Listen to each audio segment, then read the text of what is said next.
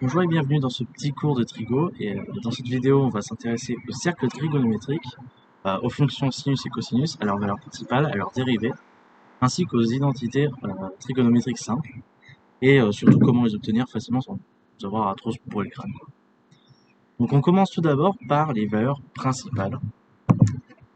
Ok.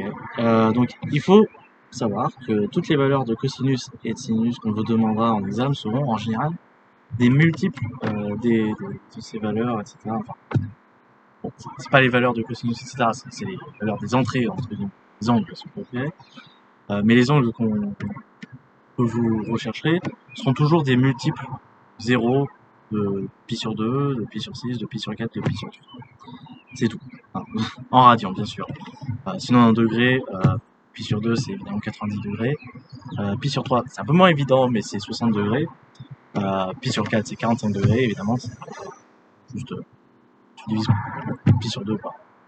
Voilà. Et pi sur 6, bah, tu divises 60 degrés par 2, donc ça fait 30 degrés. Évidemment, 0 radian, ça fait 0 degrés. Mais voilà, il faut savoir que du coup, les angles qu'on vous demande en examen, ce sera toujours des multiples de ces 5 valeurs, techniquement. Enfin, des multiples de 0, il n'y en a qu'un seul. Hein. Non, mais...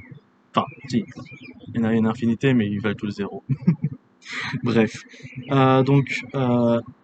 Et sinon, pour les valeurs, éventuellement, que cosinus et que sinus prennent compte, ce sera généralement un truc du style bah, une de ces 5 valeurs avec des fois un moins devant. Voilà, il faut quand même faire gaffe. Mais voilà, c'est l'idée. Mais du coup, en gros, voilà, les angles les plus importants à se rappeler, c'est vraiment 0, pi sur 2, pi sur 6, pi sur 4 et pi sur 3. Bon, je n'ai pas dit dans le bon ordre, mais je m'en fous.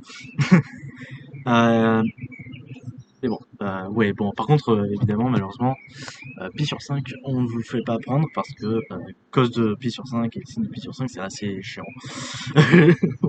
Pour être tout à fait honnête. Donc on a évité de vous le faire apprendre, donc c'est plutôt sympa. Et surtout qu'en plus de ça, ça aurait un petit peu cassé un pattern qui est très très visible. Là, je pense que je n'ai même pas besoin de le mentionner, mais bon, l'idée c'est vraiment que vous savez que cos de 0, ça fait 1, que sin de 0, ça fait 0. Bon, en tout cas, bon, c'est deux trucs à apprendre peut-être par cœur, c'est pas trop grave, mais bon, voilà. Mais du coup, il y a un pattern que l'on retrouve chez cos et chez sin, juste dans l'autre sens, en fait. Qui est que si je prends donc 0, pi sur 2, pi sur 3, pi sur 4, pi sur 6, et que je les mets dans le bon ordre, enfin dans l'ordre croissant, c'est-à-dire 0, puis pi sur 6, pi sur 4, pi sur 3, pi sur 2, c'est peut-être un peu contre-intuitif hein, de mettre comme ça, mais du coup, si on le fait avec des degrés, là, c'est tout de suite plus parlant, là, on comprend mieux que c'est bien croissant. Hein. Donc, ça fait 0 degré, puis 30 degrés, puis 45 degrés, puis 60 degrés, puis 40 degrés. Bref. Donc, si on fait ça, on peut voir que cos de alpha, quand ça parcourt ces 5 valeurs-là, il passe de racine de 4 sur 2, donc 1, quoi, en fait. Je l'ai juste un petit peu obfusqué. À racine de 3 sur 2, puis après de racine de 2 sur 2, racine de 1 sur 2, et racine de 0 sur 2, donc c'est-à-dire 0. Hein. Et bon.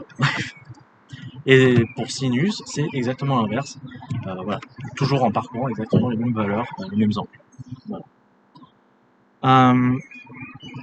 Donc pour éviter de trop vous emmêler les pinceaux avec les E, cos c'est celui qui commence par 1 et sin c'est celui qui commence par 0. Voilà. Sin de 0 égale 0.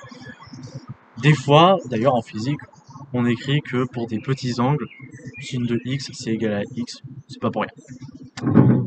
Même si c'est pas tout à fait vrai, mais bon. Quoi qu'il en soit. Passons maintenant au cercle trigonométrique. Déjà, il faut savoir que pour construire le cercle trigo, il faut mettre les cosinus et sinus de tous les angles possibles. Et en général, on met les cosinus en abscisse, donc très horizontal, je sais pas pourquoi je le fais pas, et le sinus en ordonnée. Voilà. Du coup, ce qu'on fait, du coup, c'est qu'on part tout à droite du cercle, représentant du coup le point cos de 0, sin de 0, qui est donc ici, hein, voilà, tout simplement, euh, qui se trouve donc à 1, 0. Donc du coup, le point vraiment le plus à droite du cercle. Et on part en fait dans le sens anti-horaire pour chaque angle.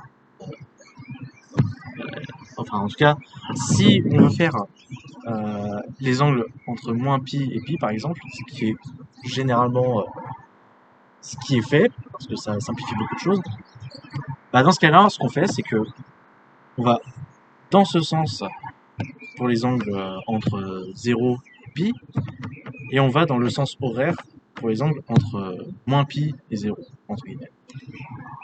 Tandis que si c'était entre 0 et 2 pi, on ferait juste dans le sens anti-horaire. Voilà. C'est un petit peu plus simple dans ce sens-là. Mais bon, je vais quand même utiliser la notation avec moins pipi. Voilà. Bon, alors, les deux valeurs principales qui sont bien évidemment 0, pi et techniquement moins pi aussi, même si c'est la même chose pour le coup, étant les trois, ou plutôt les deux angles techniquement qui se retrouvent sur l'axe des abscisses, c'est-à-dire donc des cosinus. Cos de 0 vaut 1, bon. Et bien que je ne l'avais pas noté dans le tableau précédent, vu qu'il cassait un peu le pattern, cos de plus ou moins pi, ça vaudra moins 1. Tandis que leur sinus respectif à tous les deux, évidemment c'est 0 vu que ils ont une ordonnée 0. Voilà, sinus égale 0. Voilà. Maintenant, les valeurs un petit peu, comment dire, un peu contraires à ces deux trois angles principaux, car se trouvant sur l'axe des ordonnées, et donc sinus c'est 90 degrés, ou pi sur 2 radians si vous préférez, ainsi que son opposé, moins pi sur 2 radians. C'est grâce à ce tableau, en tout cas au tableau précédent, que cos de pi sur 2, c'est racine de 0 sur 2, donc c'est-à-dire 0 quoi. Que sin de pi sur 2, c'est racine de 4 sur 2, donc c'est-à-dire 1. Et oui, pour le coup, là, voilà, on a une ordonnée 1, donc sinus de pi sur 2 est égal à 1. Et on a bel et bien une abscisse 0, donc cosinus de pi sur 2, c'est 0. Pareillement pour moins pi sur 2, sauf que là, moins pi sur 2, du coup, on remarque que son ordonnée, c'est moins 1. Sinus de moins pi sur 2, c'est moins 1. Voilà, tout simplement. Passons au quart de pi, cette fois-ci. Ou pas du tout, attends. Non, au tiers de pi, excusez-moi. Je me disais bien. Alors là, on a une nouvelle technique pour remplir le cercle trigo. Déjà, on prend pi sur 3. Voilà, bon, je l'ai noté un tiers pi parce que dans certains sens, c'est peut-être mieux. Bref. Mais ce qu'on fait ensuite, c'est qu'on fait des rotations de pi sur 3 radians jusqu'à tomber sur plus ou moins pi. Enfin, sur le point plus ou moins pi ici. Donc, on fait une première rotation ici de pi sur 3 radians. On tombe là-dessus. On tombe sur 2 tiers pi ou 2 pi sur 3 si vous préférez. Voilà. Et ensuite, on refait une rotation pi sur 3 radians. Et on obtient, voilà, on tombe sur plus ou moins pi. Voilà, voilà. Donc ensuite, ce qu'on fait, c'est qu'on construit une ligne verticale, techniquement, voilà, jusqu'à retomber sur un point dans le cercle. Et normalement, si vous n'avez pas tracé votre truc trop mal, ce sera le point moins un tiers pi, moins pi sur 3 si vous préférez. Donc en fait, ce qu'on fait, c'est qu'on copie-colle d'une certaine manière, on fait une symétrie verticale en partant de pi tiers et de pi tiers. Et voilà, en faisant la symétrie verticale, après, ce qu'on fait, c'est que du coup, on les copie-colle d'une certaine manière et on rajoute juste un moins devant. Voilà, c'est exactement ce qu'on fait. C'est techniquement ce qu'on a fait avec pi sur 2. Voilà. Et du coup, après, ce qu'on fait, c'est qu'on fait exactement pareil pour les quarts de pi. Voilà, hein, on fait un quart, enfin, on fait pi quart. Après, on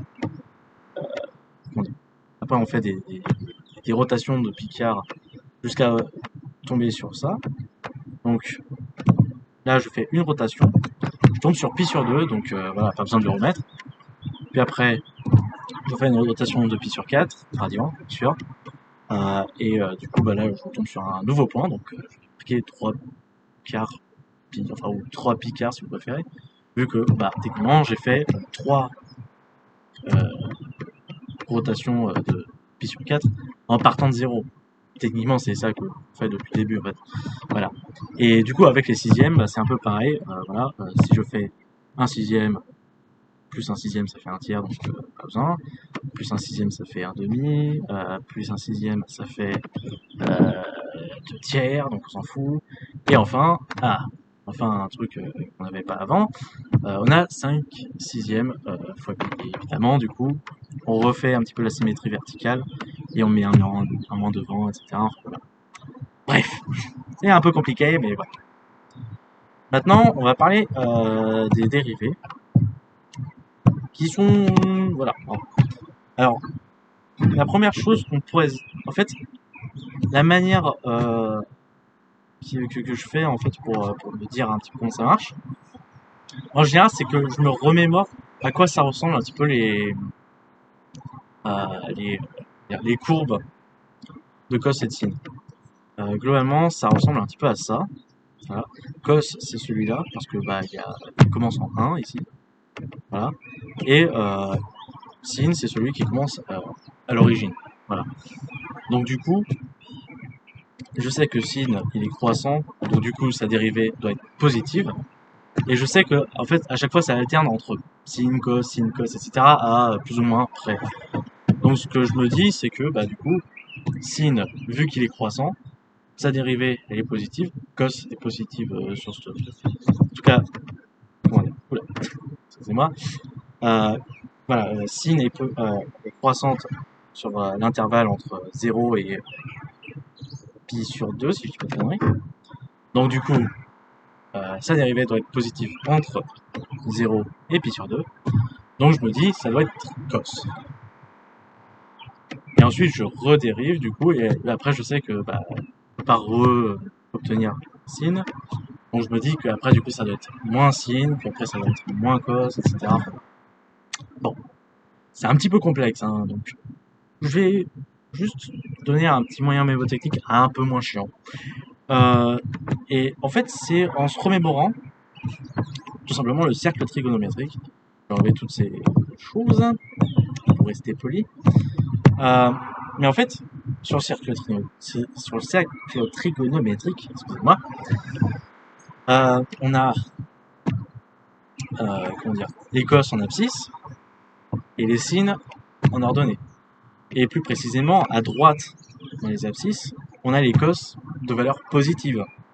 Donc les cos positives. Là, on a les sinus de valeur positive. Vous voyez, là, il y a 1, 0,5, etc. Vous voyez, pas de moins ce soit pareil pour là. Donc là, c'est les signes positifs. Là, on a les cos, voilà, à gauche, dans les abscisses, on a les cos négatifs.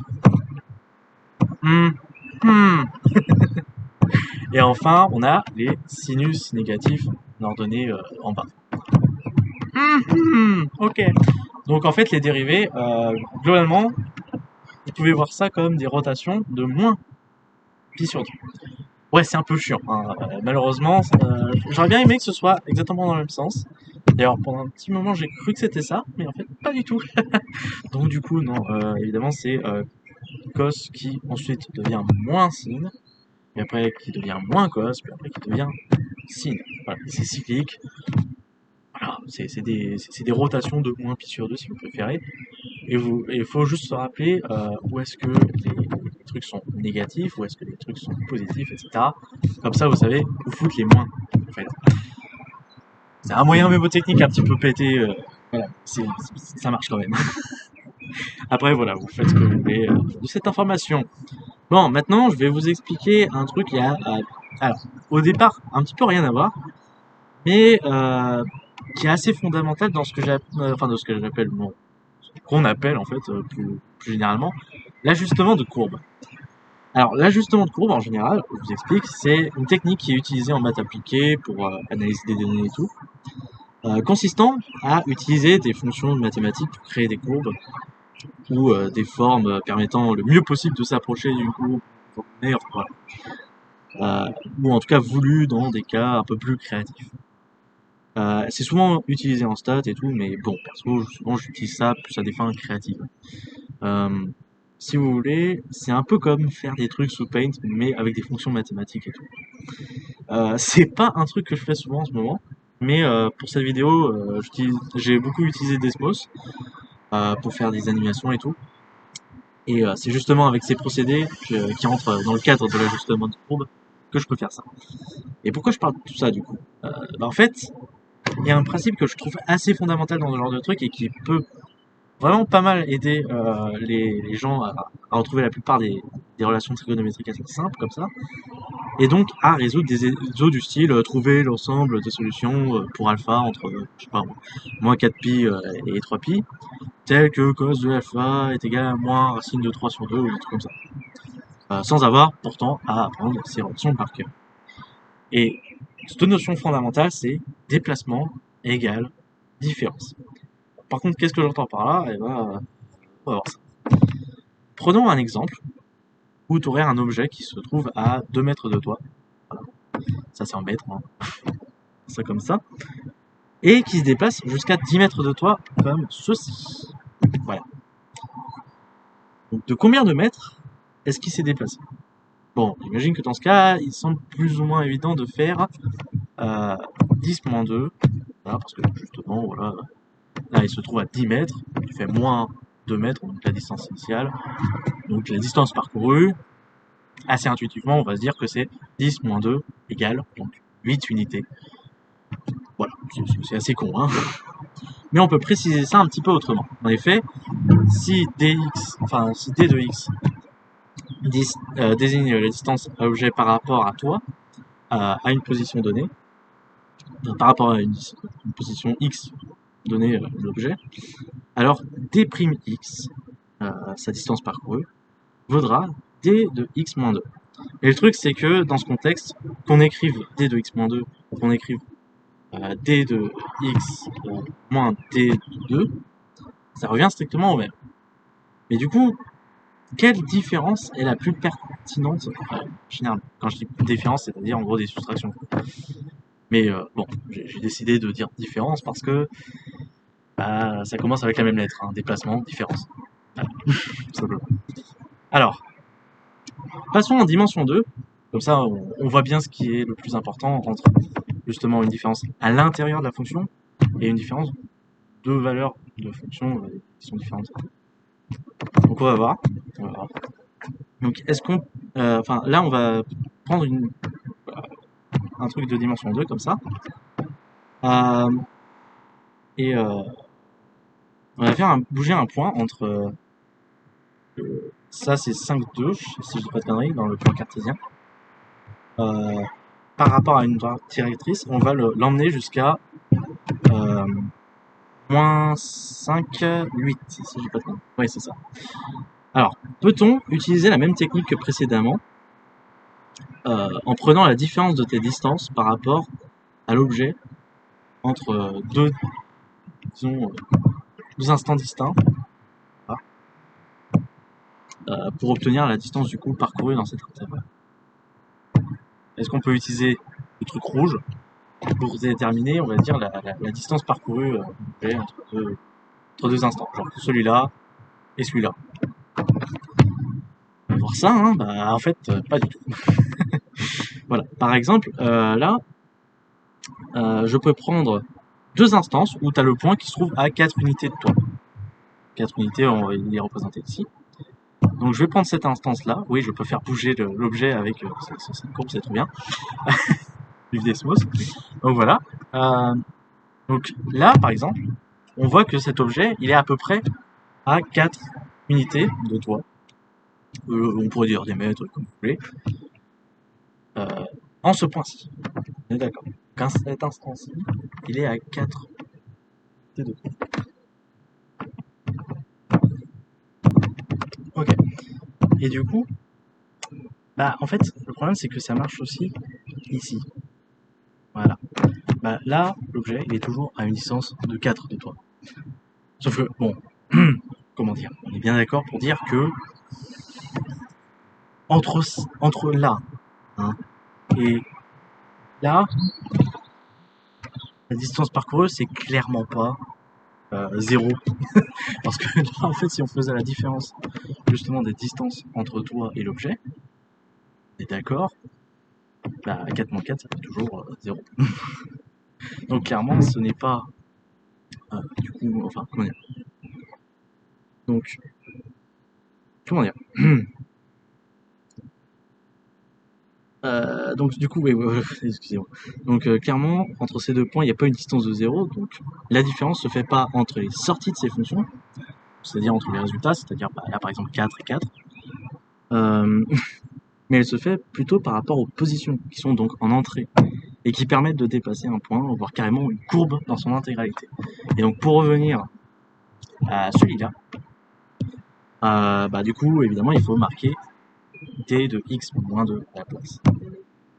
Donc voilà. Et non pas d de x moins d de 2, même si techniquement dans ce contexte c'est la même chose, bah, ça généralise pas en fait. C'est uniquement sur l'entrée qu'on établit la différence. Il y a ceux qui t'ont bien vu que c'est généralement ce qui est le plus simple à calculer de toute façon. Bon, je pense que ce sera beaucoup mieux si je montre directement comment ça marche tout ça. Donc, du coup, ce que je vais faire, c'est que pour deux courbes, comme cosinus et sinus notamment, hein, juste comme ça, on peut tenter de les superposer en déplaçant une courbe au-dessus de l'autre et de reporter un petit peu la distance, etc. Enfin, voilà. Donc, ce que je vais faire, c'est que je vais prendre la courbe de cosinus et je vais la déplacer vers la courbe de sinus. Alors, je vais prendre un point n'importe lequel, etc. pour bien vous montrer. Là, ce que j'ai pris, c'est le point justement en ordonnée 1. Et c'est pas obligé. Et donc, je déplace la courbe vers la courbe de sinus. Donc, je vais faire ça. Ouf. Et je regarde un petit peu. En fait, ce qu'il faut regarder, principalement, c'est les abscisses. Parce que là, en fait, j'ai la courbe de cos de x, donc cos de x étant les abscisses et tout. Donc là, j'ai cos de x et j'ai sin de x comme courbe. Donc du coup, ce que je fais, c'est que là, je déplace tous mes x jusqu'à atteindre un point où justement les courbes se superposent.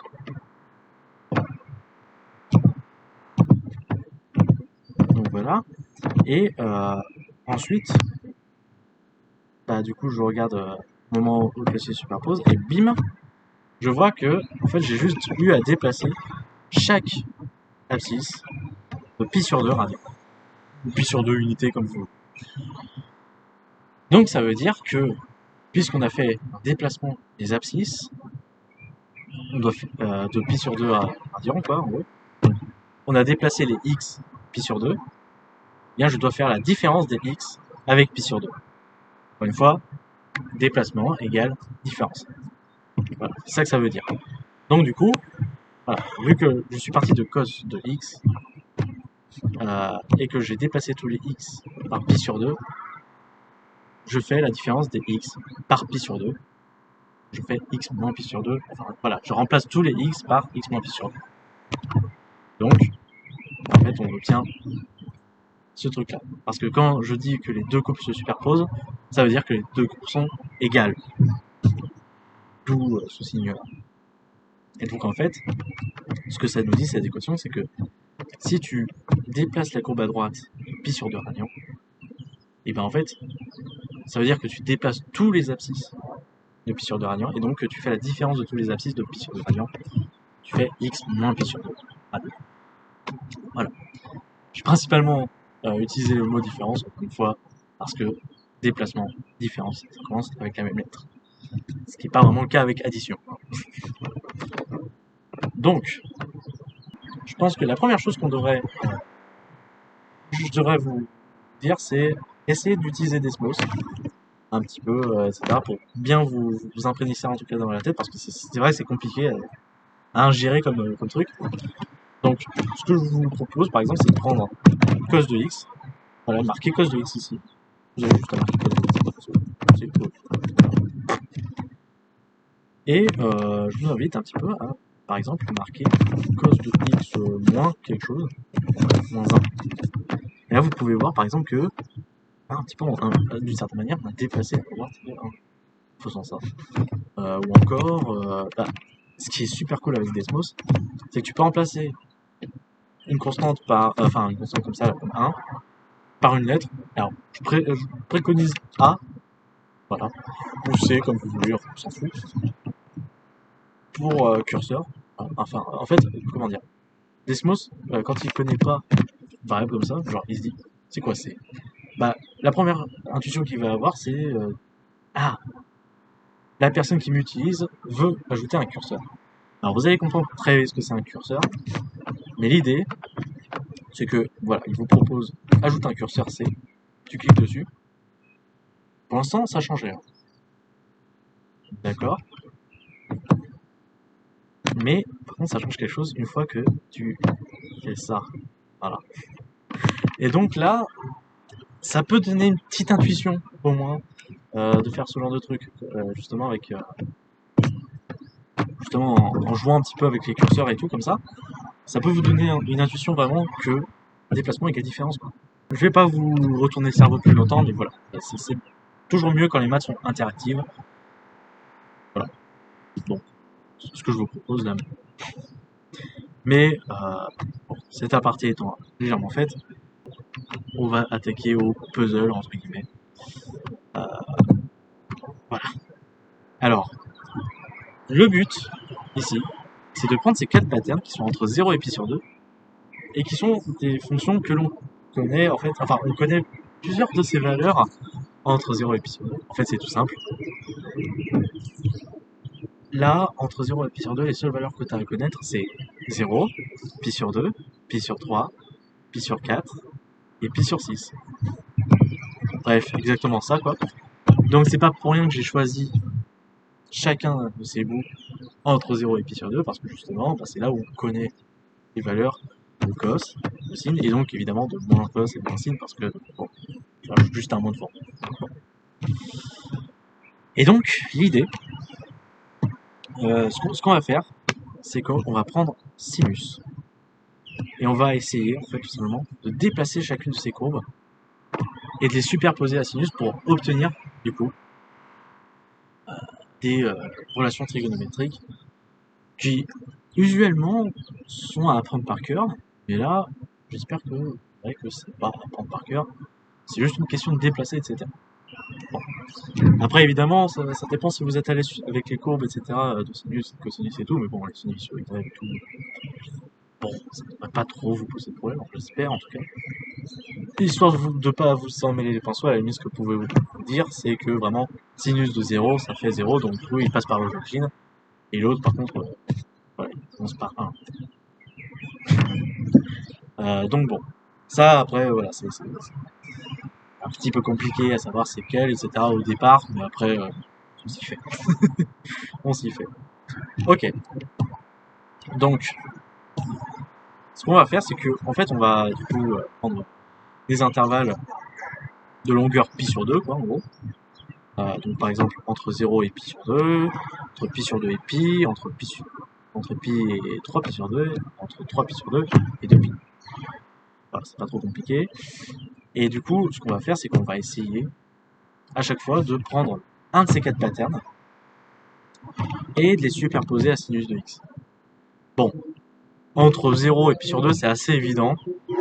Sin de x, attention, ça va vous choquer, mais sin de x est égal à sin de x. Et ouais. Bon, du coup, vous en doutez, sinus de x, en tout cas, c'est l'un de ces 4 patterns fondamentaux. Clairement, on s'en met déjà un petit peu le Trovignon avec le pinceau de la différence, donc voilà. Mais du coup, maintenant qu'on a 0 pi sur 2, enfin, on a sinus de x est égal à sinus de x, en essayant de fitter, sans faire exprès, du coup, sur sinus de x et tout, 0 et pi sur 2. Bah, maintenant, on va essayer de trouver un truc qui est égal à sinus de x en le déplaçant justement, etc. Enfin, voilà. Alors, premièrement, ce qu'on peut remarquer, c'est que en fait, ces 4 patterns fondamentaux, ils avaient des propriétés assez visibles, on va dire. Cos de x, il est décroissant positif. Sin de x, il est croissant positif. Moins sin de x, il est décroissant négatif. Et cos de x est croissant négatif. Donc du coup, enfin entre 0 et pi sur 2, bien sûr. Voilà. Et du coup, bah là, je vais regarder entre pi sur 2 et pi, c'est quoi la tendance? Ah, la tendance, c'est positif, décroissant. Donc, c'est lequel des 4 patterns fondamentaux? Bon, je pense que vous aurez compris, c'est cos de x. Et donc, ce qu'on va faire, c'est qu'on va déplacer cos de x pour superposer à sin de x. Donc déjà, là, on sait qu'on a sin de x qui est égal à cos de quelque chose. Mais cos de quoi? Bah là, ce qu'on a fait, tout simplement, c'est qu'on a déplacé tous les x de pi sur 2. Vous pouvez voir ici, là, par exemple, si je prends mon curseur et que je le mets justement à l'abscisse de ce point, vous pouvez voir que c'est en 0, et qu'ensuite je le déplace, etc., jusqu'à superposer sin, et là je tombe sur pi sur 2. Ce qui veut dire donc que j'ai déplacé tous les x par pi sur 2, ce qui veut donc dire que, enfin, déplacement égale différence, je fais la différence des x par pi sur 2. Voilà. Donc, j'ai déplacé tous les x par pi sur 2, je fais donc la différence des x par pi sur 2, ce qui veut dire qu'en gros, je vais prendre cos de x, je vais remplacer tous les x par x moins pi sur 2, en fait. Voilà. C'est tout aussi con, et donc du coup, bah, on a notre première identité, sin de x qui est égal à cos de x moins pi sur 2. Voilà. Maintenant, deuxième pattern qu'on va trouver entre pi et 3pi sur 2, 3pi sur 2, excusez-moi. Alors entre pi et 3pi sur 2, on peut voir que la tendance c'est négatif déjà, hein, voilà, c'est en dessous de 0, et que c'est décroissant. Lequel de ces 4 patterns fondamentaux correspond à ces deux critères? Je vous donne dans le mille, c'est moins sin x, notre truc orange. Donc du coup, ce qu'on va faire, c'est qu'on va déplacer tous les x, enfin, on va déplacer notre courbe de moins sin x jusqu'à se superposer à notre courbe sin x. Hop, voilà. Alors, de quoi on s'est déplacé? Ben, on peut voir là, par exemple, si je prends ce point-là qui est sur l'abscisse, celui-là, là. Ah merde, non, je peux pas. Désolé. Ok, donc, non, si je prends ce point-là, du son abscisse c'est pi sur 2, là, au départ. Si je le déplace, je déplace, je déplace. Et là, une fois que j'ai superposé le pattern sur sin de x, désormais, il se trouve à 3 pi sur 2. C'est quoi la différence entre pi sur 2 et 3 pi sur 2? C'est pi. Donc en fait, j'ai déplacé tous les points de pi unité vers la droite. Donc, puisque j'ai déplacé techniquement tous les x par pi tout court, et ben maintenant, ce que je vais faire, c'est que je vais faire la différence de tous les x par pi. Voilà. Du coup, je vais reprendre moins sin de x, sauf que je vais du coup remplacer tous les x par les x qui ont été déplacés pi unité vers la droite, c'est-à-dire faire la différence de x par pi sur 2. Et donc,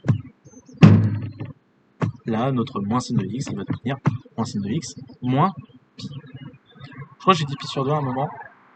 Désolé. Voilà. Donc du coup, on a sin de x qui est égal également à moins sin de x moins pi. Et enfin, le dernier pattern, évidemment, celui-là. Donc là, on est dans les négatifs, et on a un pattern croissant. Donc évidemment, c'est le dernier pattern fondamental, c'est moins cos de x.